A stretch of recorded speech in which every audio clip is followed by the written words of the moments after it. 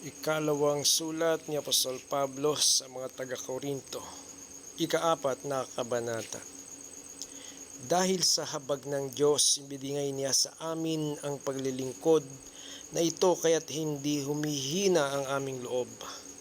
Tinalikuran namin ang lahat ng lihim at kahiyahiyang gawain. Hindi kami nanloloko ng mga tao at hindi namin pinipilipit ang salita ng Diyos. Sa halip, hayagan namin ipinapangaral ang katotohanan at ito'y alam ng Diyos, kaya't handa kaming pahatol kanino man.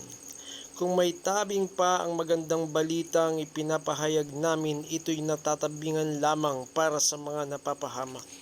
Hindi sila sumasampalataya sapagkat ang kanilang isip ay binulag ng Diyos ng kasamaan sa daigdig na ito, upang hindi nila makita ang liwanag ng magandang balita tungkol sa kaluwalhatian ni Kristo na siyang larawan ng Diyos.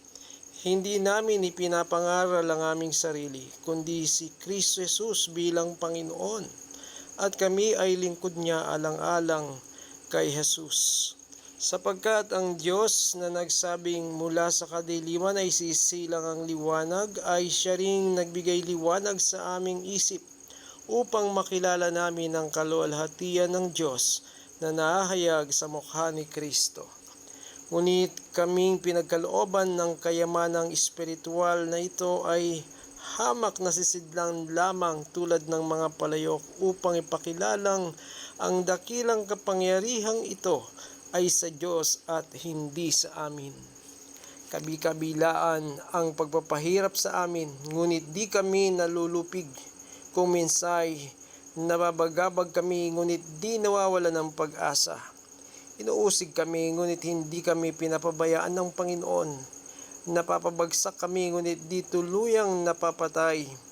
Lagi naming taglay sa aming katawan ang kamatayan ni Jesus, upang sa pamamagitan ng aming katawan ay mahayag ang kanyang buhay.